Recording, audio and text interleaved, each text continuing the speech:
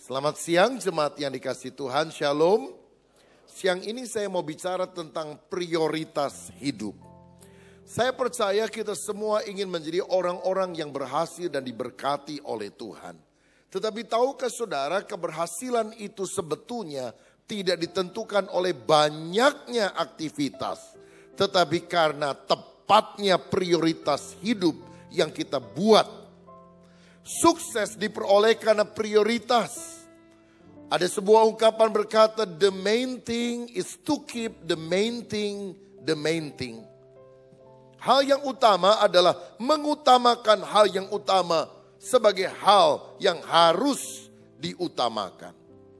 Nah, di dalam Matius 6 ayat 33 ada petunjuk bahwa prioritas hidup kita yang terpenting, yang nomor satu adalah mengutamakan Tuhan. Dikatakan, tetapi carilah dahulu kerajaan Allah dan kebenarannya, maka semuanya itu akan ditambahkan kepadamu. Sebelum kita mendapatkan berkat-berkat jasmaniah dalam kehidupan, sandang, pangan, papan dan sebagainya, Tuhan bilang cari dahulu, utamakan dulu kerajaan Allah dan kebenarannya. Maka semua yang lain Tuhan berikan sebagai bonus. Alkitab dimulai Kejadian 1 ayat 1 dengan perkataan, in the beginning God. Pada mulanya Allah. Tuhan harus menjadi pribadi yang nomor satu di dalam hidup kita. Nah, bagaimana dengan kita semua? Kalau saudara sakit, pada mulanya apa? Dokter, obat, atau doa kepada Tuhan? Pada waktu kita lihat misalnya, saudara masih bujangan, ada orang yang cantik atau cakep, pada mulanya apa? Tertarik, pingin jadi pacarnya, atau doa, Tuhan apakah ini tulang rusuk atau tulang rusak? Apakah kita doa minta petunjuk daripada Tuhan? Ada hamba Tuhan yang bilang begini, apapun yang melintas di dalam pikiranmu, pada saat engkau bangun tidur, kemungkinan besar itu adalah Tuhanmu, hal yang terpenting dalam hidupmu. Bangun pagi yang kita ingat langsung toko, jangan-jangan Tuhan jadi, toko kita jadi Tuhan. Bangun pagi langsung kita ingat pacar yang cantik, rambutnya yang terurai, jangan-jangan dia menjadi Tuhan dalam hidup kita. Tapi begitu kita bangun pagi dan kita ingat Tuhan, dan berkata, tak berkesudahan kasih setia Tuhan, tak habis-habisnya rahmatnya, selalu baru setiap pagi, besar kesetiaanmu. Hati kita tertuju kepada Tuhan kita. Dalam Keluaran 20 ayat 3 dikatakan, jangan ada ilah lain. Ilah itu bukan cuma patung, tetapi sesuatu atau seseorang yang kita tempatkan di tempat, di posisi yang sebetulnya hanya Tuhan saja boleh menempati. Nah, ketika kita memiliki prioritas yang tepat, maka Tuhan janji segala berkat lain Tuhan berikan kepada kita sebagai bonus. Salah satu contoh Alkitab mengenai hal ini adalah Ishak. Dalam Kejadian 26 ayat 12 dan 13 dikatakan, maka menaburlah Ishak di tanah itu, dan dalam tahun itu juga ia mendapat hasil 100 kali lipat sebab ia diberkati Tuhan. Dan orang itu menjadi kaya, bahkan kian lama kian kaya, sehingga dia menjadi sangat kaya. Sangat kaya karena untungnya bukan 100%. 100% cuma 2 kali lipat, tapi 100 kali lipat. Kuncinya apa? Ayat 25, sesudah itu Ishak mendirikan mesbah di situ dan memanggil nama Tuhan. Ia memasang kemahnya di situ, lalu hamba-hambanya menggali sumur di situ. 3 prioritas yang dilakukan oleh Ishak. Kemanapun dia pergi, mendirikan mesbah, membangun kemah, menggali sumur. Mesbah adalah tumpukan batu yang di atasnya ditaruh korban bakaran. Lalu mereka berdoa, menyanyi, memuji, menyembah Tuhan. Sebagai tanda yang pertama harus diutamakan adalah dia sang pencipta. Yang kedua baru dia mendirikan kemah, tenda, tempat dia dan keluarganya bisa berteduh. Baru yang ketiga dia menggali sumur Ishak adalah seorang peladang, juga seorang peternak, membutuhkan banyak air untuk sawahnya, ladangnya, untuk kambing domba peliharaannya. Karena itulah dia harus menggali sumur. 3 hal ini bicara tentang prioritas yang tepat. Mesbah, kemah, sumur.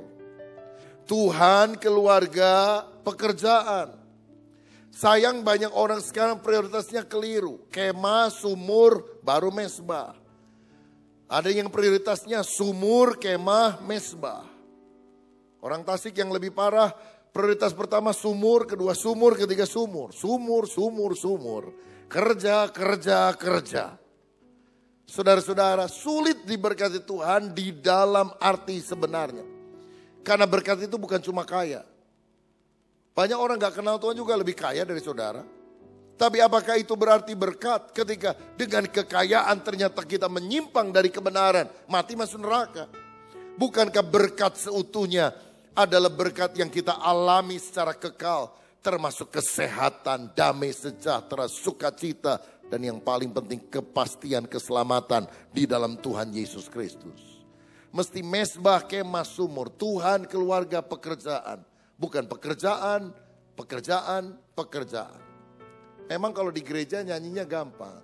Yang terutama di dalam hidup ini meninggikan nama Yesus. Itu di gereja. Kalau keluar gereja, ya no penting mah neangan duit. Amun eueuh duit mah hese hirup.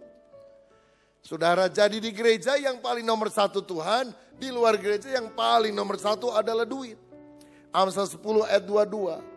Berkat Tuhanlah yang menjadikan kaya, susah payah tidak menambahinya. Kalau Tuhan tutup pintu berkat, tidak ada yang bisa buka. Kalau Tuhan sudah buka pintu berkat, tidak akan ada yang bisa tutup. Amsal 3 ayat 5 dan 6. Percayalah kepada Tuhan dengan segenap hatimu, janganlah bersandar kepada pengertianmu sendiri. Akuilah dia dalam segala lakumu, maka ia akan meluruskan jalanmu. Libatkan Tuhan dalam kehidupan sehari-hari. Masalah seperti benang kusut Tuhan bisa luruskan. Karena dia adalah sumber berkat dalam hidup ini. Yang paling enak orang seperti Daud. Kemanapun dia pergi, berkat selalu Tuhan kirim kepada dia. Sampai dia bilang dalam Mazmur 23 ayat yang ke-6. Kebajikan dan kemurahan belaka mengikuti aku sepanjang umur hidupku. Yang paling enak itu kan diikuti berkat. Bahasa sederhananya dikejar-kejar berkat. Saudara mau dikejar berkat? Kuncinya apa? Mazmur 23 ayat 6 dimulai dengan ayat 1. Tuhan adalah gembalaku, tak akan kekurangan aku. Kalau Tuhan menjadi gembala, kita gak akan kekurangan. Masalahnya banyak orang kemudian bukan dikejar berkat, dikejar utang, saudara. Kenapa? Dia tidak jadikan Tuhan sebagai pribadi terpenting dalam hidup kita. Mari kita rajin beribadah, berdoa, melayani Tuhan, taat kepada perintah Tuhan. Sungguh-sungguh mengasihi dia dengan segenap hati. Tuhan janji dengan firman-Nya, dia bersumpah dengan dirinya sendiri. Aku akan memberkati engkau. Aku akan buka jalan kepadamu. Apa yang tidak pernah dilihat oleh mata, tidak pernah didengar oleh telinga, tidak pernah timbul dalam hati kita, Tuhan sediakan bagi setiap orang yang mengasihi dia. Haleluya. Salah satu staf gembala yang membantu saya di Bandung, Bapak Pendeta Joko Prihanto. Saudara, dia belum punya rumah, jadi tinggal di asrama bersama dengan para mahasiswa karena dia juga kepala asrama. Nah, sebetulnya saya sudah bicara kepada dia, kita ada rencana untuk membangun salah satu tanah di STT dan antara lain di tingkat kesekian untuk semacam apartemen untuk para dosen. Tetapi sampai hari ini belum terwujud karena dananya belum tersedia. Saya sebelumnya pernah panggil dia beberapa bulan yang lalu, Pak Joko ada duit berapa? Kalau misalnya you bisa beli rumah, nanti kita support, kita carikan jalan dan sebagainya, bisa enggak? Dia bilang uangnya masih kurang. Jadi kita doa, saudara. Dia sudah cukup melayani cukup lama. Dulu juga waktu STT masih di Tasik, sekarang udah pindah ke Bandung. Jadi kita doa.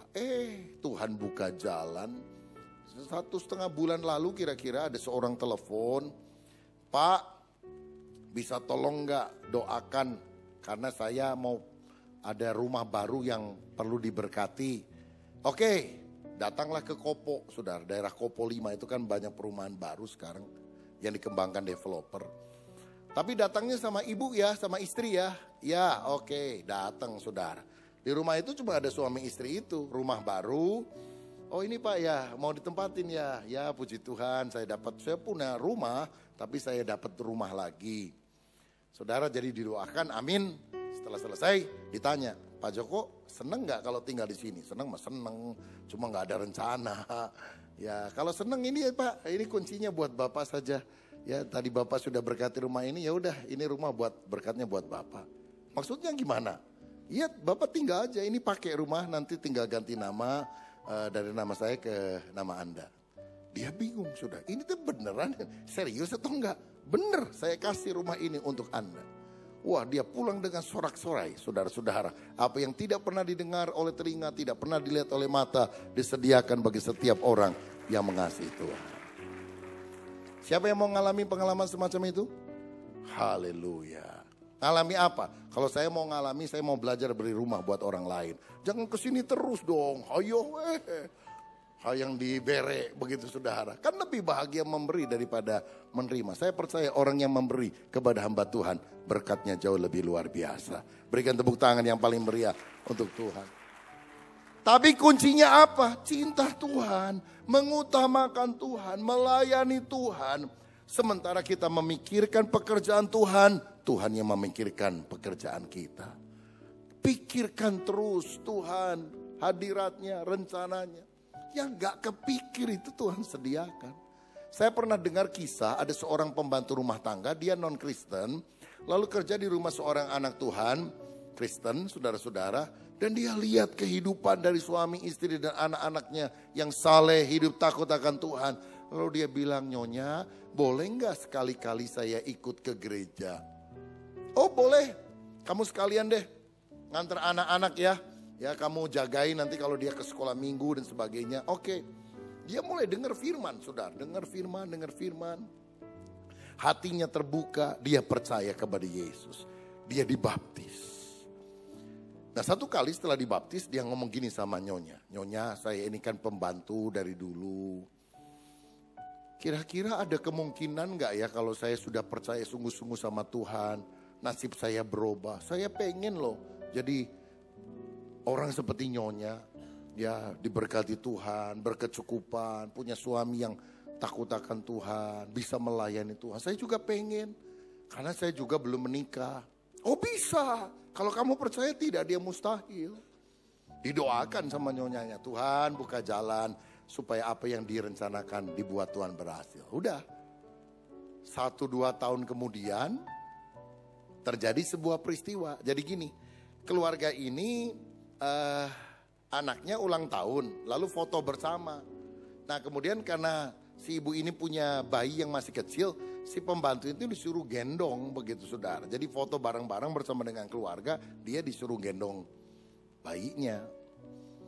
Lalu fotonya itu udah jadi dikirim salah satunya ke saudaranya yang tinggal di Belanda, di Den Haag. Lalu kemudian keluarganya, saudaranya yang tinggal di Belanda itu terima foto, dipajang aja, ditaruh di ruangan tamu begitu. Nah kebetulan tetangganya seorang Londo, seorang bule orang Belanda. Suka mampir begitu, ngobrol-ngobrol. Karena dulu pernah ke Indonesia, doyannya makan nasi goreng dan sambal terasi sama kerupuk udang begitu ya, suka ya namanya juga tetangga, suka ngobrol. Satu kali dia lihat itu foto, ini siapa? Saudara saya yang di Indonesia, anaknya ulang tahun. Di foto dia lihat, lalu dia tanya, ini siapa yang gendong bayinya? Wah, siapa ya? Rasanya memang bukan keluarga saya sih. Siapa ya? Apa tamu? Atau mungkin pembantu kali. Saudara, dia ditanyakan nih. Oh iya pembantu ini udah kerja berapa tahun, kebetulan saya minta gendong. Nah si bule ini bilang, boleh gak saya kenalan?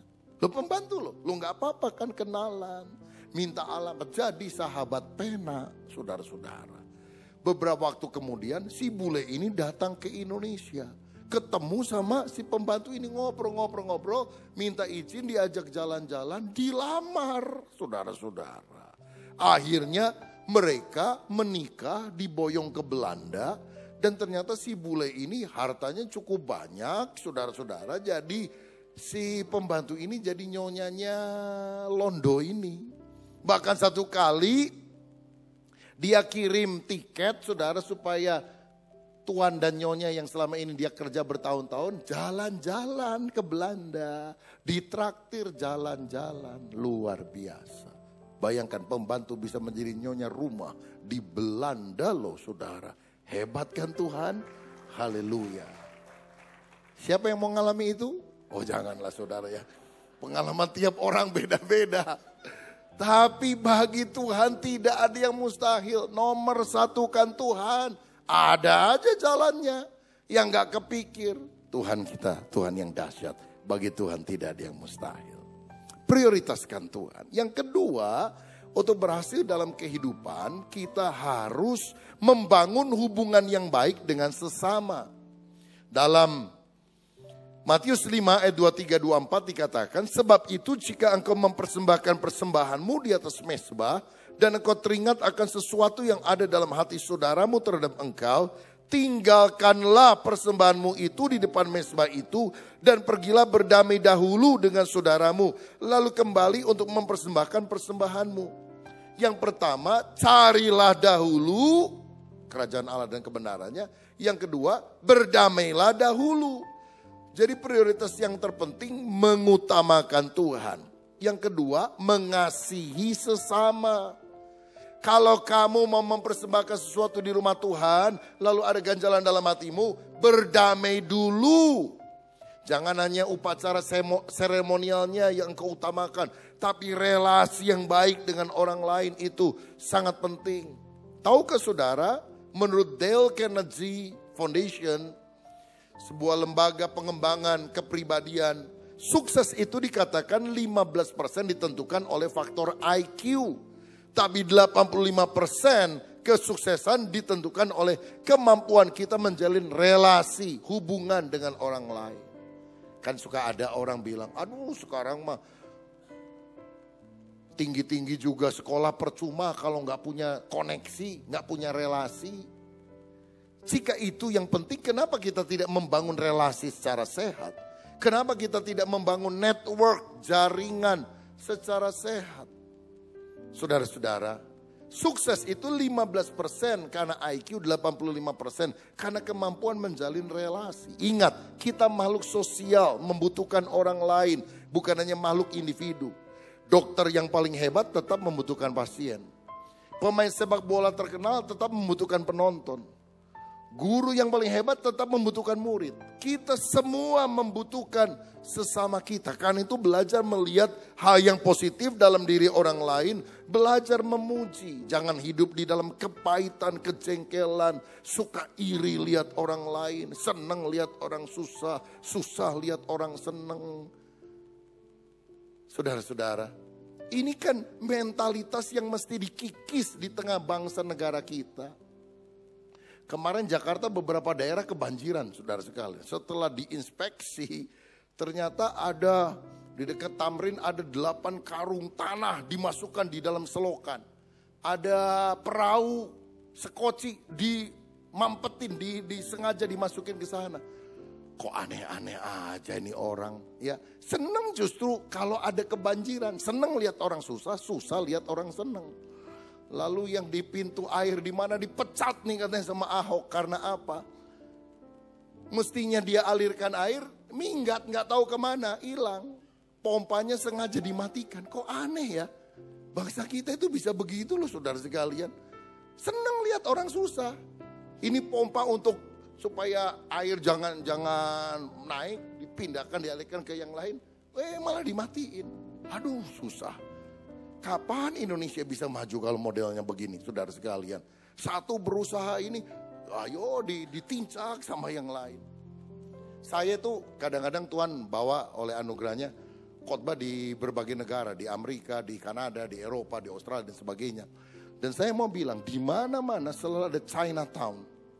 Sekarang di mana-mana ada daerah Vietnam. Sekarang mulai timur di mana-mana ada daerah Korea. Daerah Indonesia masih sangat terbatas. Saya tanya-tanya sama orang-orang, kenapa? Kalau orang Vietnam datang ke sini, waduh dia bantuin saudara, dikasih kerjaan, kasih modal atau apa. Orang Indonesia begitu datang, dilaporin, gelap tuh gelap, diekstradisi kembali ke Indonesia. Ini beneran loh saudara sekalian, ini beneran. Aduh minta ampun, susah kan kalau mentalitas semacam ini tidak dibuang dalam hidup kita. Karena itu Pak Jokowi bicara revolusi mental, itu yang paling penting. Kalau mentalitasnya nggak dirubah, susah. Nah, bagaimana mentalitas itu menjadi lebih baik? Belajar melihat hal positif dalam diri orang lain, memuji dia, menghargai dia, jangan hidup dalam kepahitan, jengkel, dendam, kebencian. Ibrani 12 ayat 14 berkata begini, berusahalah hidup damai dengan semua orang dan kejarlah kekudusan, sebab tanpa kekudusan tidak seorang pun akan melihat Allah. Kalau kita mau punya relasi bagus dengan Tuhan, hidup di dalam kekudusan.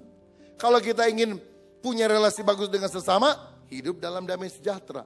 Kekudusan membuat hubungan kita secara vertikal bagus dengan Tuhan, dan relasi yang damai dengan sesama membuat relasi kita dengan orang lain menjadi bagus. Ini prinsip salib. Mengasihi Tuhan, mengasihi sesama. Hidup dalam kekudusan, hidup dalam damai sejahtera. Dan ingatlah kalau kita menabur hal yang baik, perkataan yang baik, sikap hati yang baik, itu akan berpulang kepada kita. Kita akan menuainya. Saya teringat satu kali ada kisah Tiongkok kuno. Ada seorang menantu ditindas benar sama mertuanya yang galak, yang tinggal serumah. Pokoknya mertua ingin rumah bagus, tertata rapi. Semua harus perfect. Ini kalau taplak meja miring dikit aja, waduh dimaki-maki. Dan tiap hari menantu harus menyiapkan makanan yang terenak untuk mertuanya. Pagi, siang, malam. Dan harus beda menunya. Dan harus hangat disajikannya. Saudara, sampai akhirnya gak tahan ini menantu karena dimaki-maki terus, disalahkan. Pergilah dia ke seorang tabib, dia tanya, Pak Tabib, Anda jual racun tidak? Loh kenapa? Saya punya mertua, dia cerita kejelekannya. Saya mau bunuh dia. Dia bilang ada.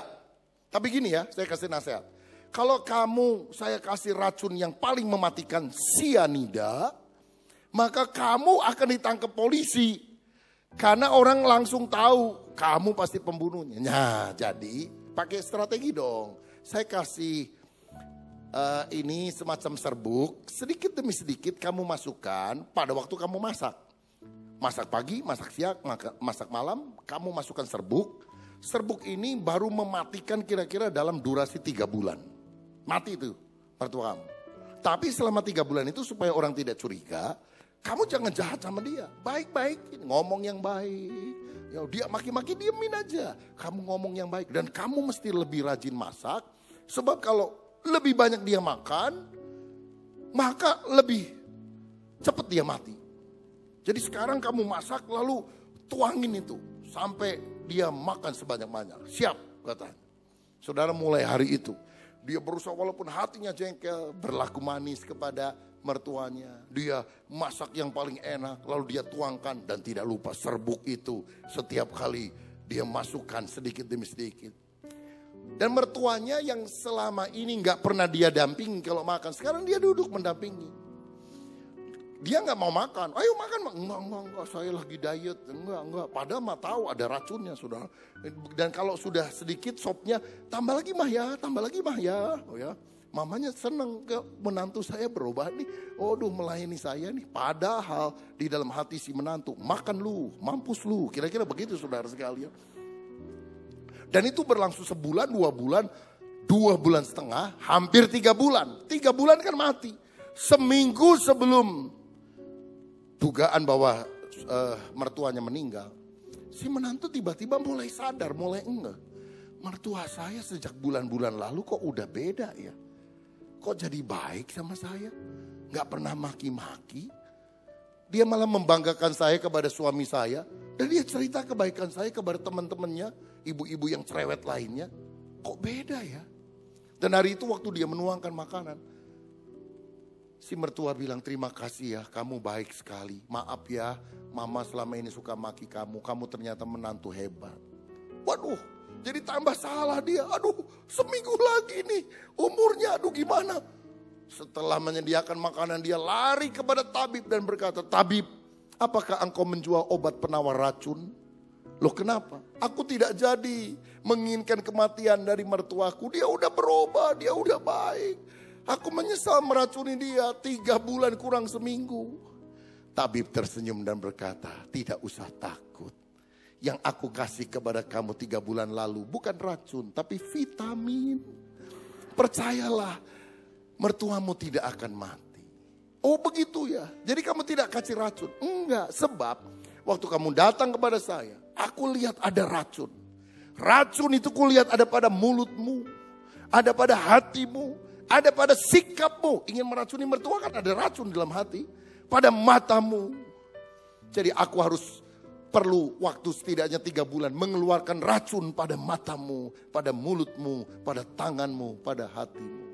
Syukurlah kamu sekarang sudah mulai sadar. Berarti racun itu sudah mulai keluar dari hidup. Aduh terima kasih Pak Tabib.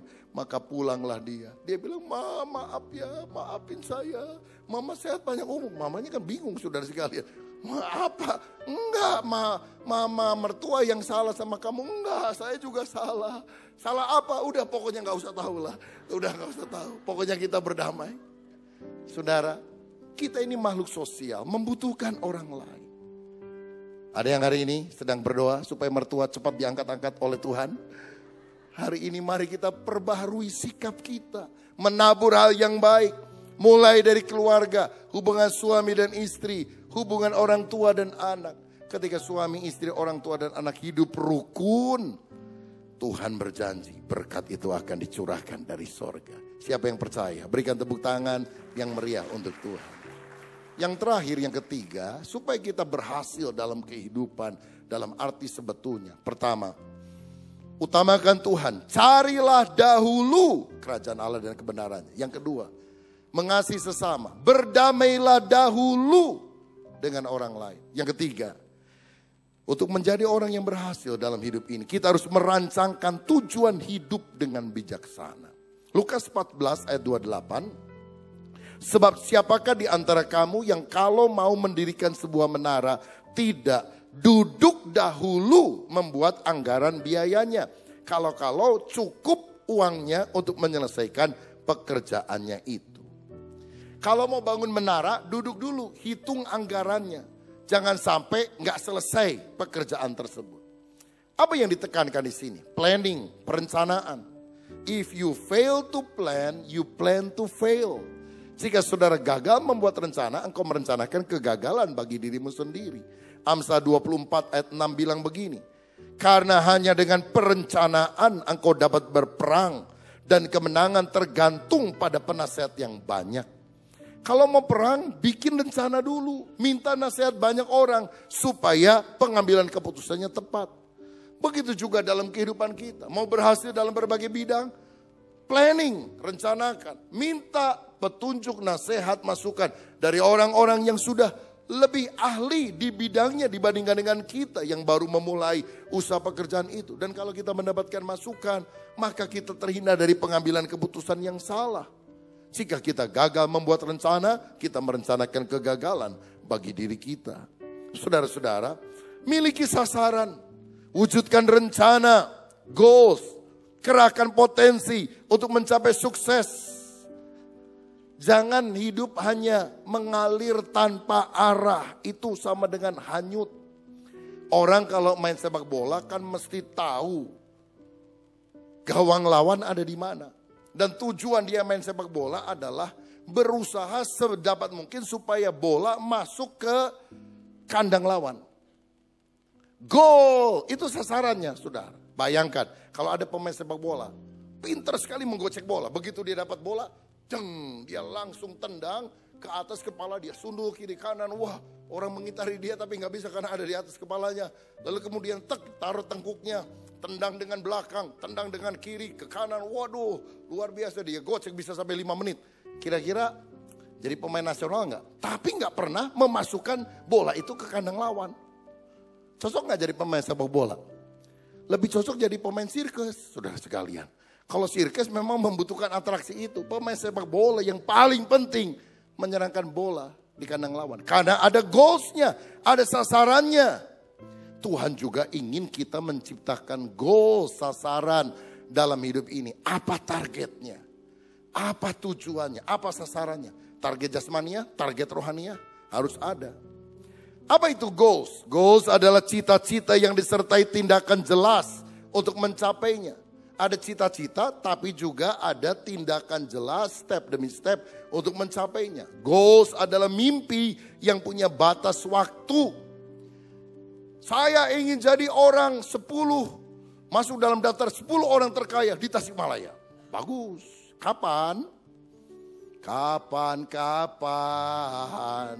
kita bertemu lagi. Loh, lagunya Kus+, saudara sekalian. Kapan? 15 tahun dari sekarang.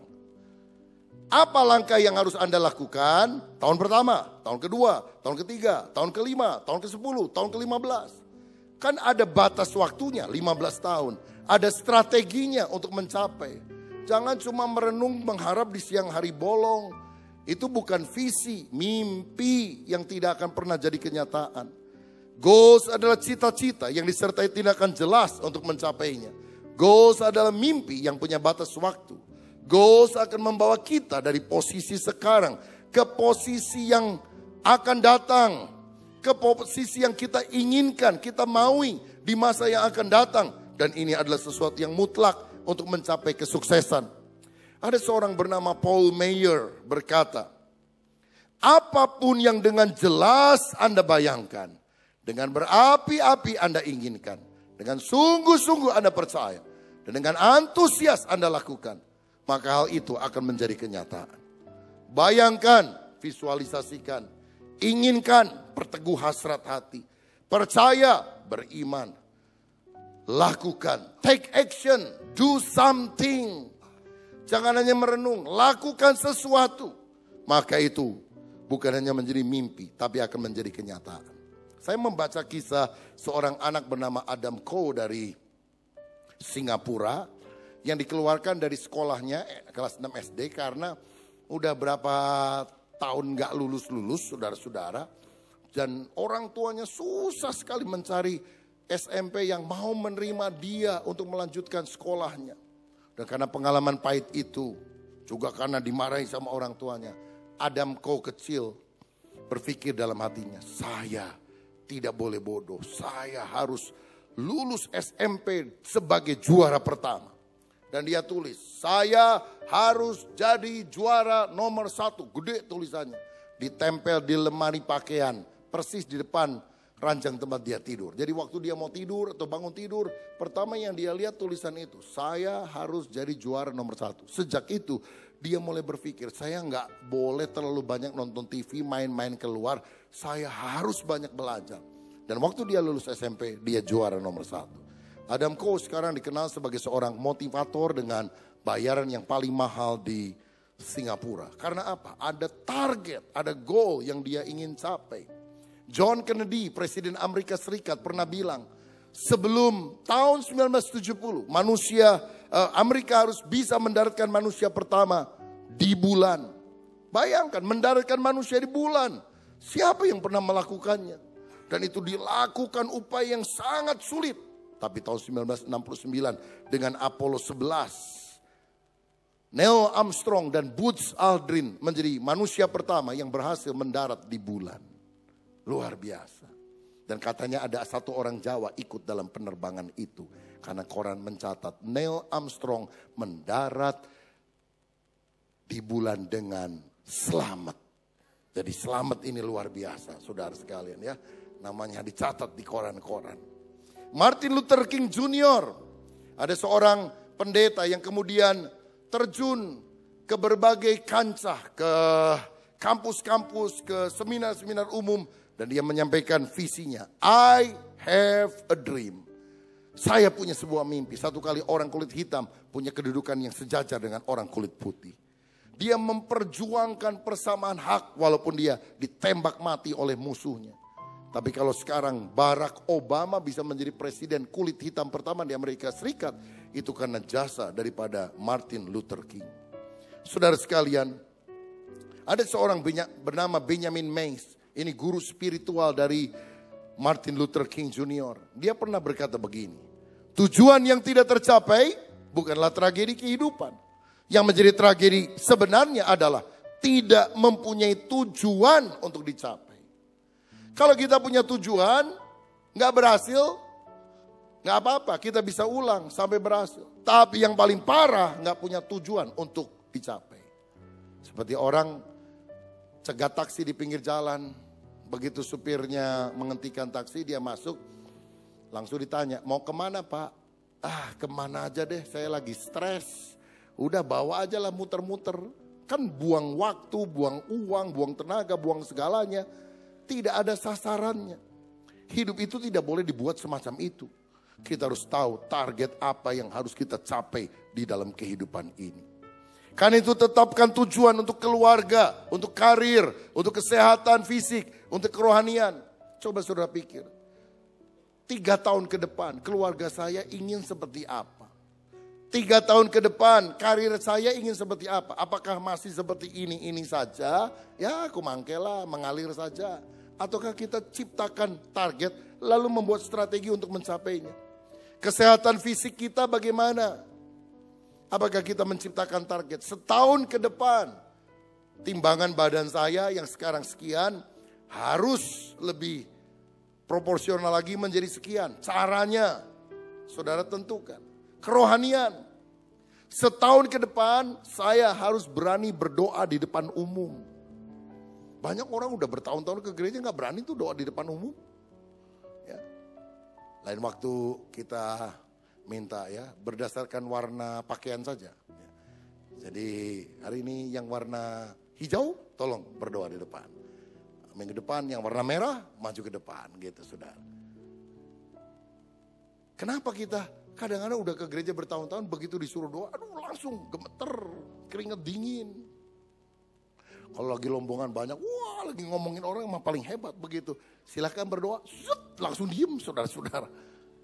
Nah tetapkan target dalam hidup kita yang gak bisa bawa diskusi, renungan di kelompok sel. Tetapkan target, 1 tahun ke depan saya bisa melakukan.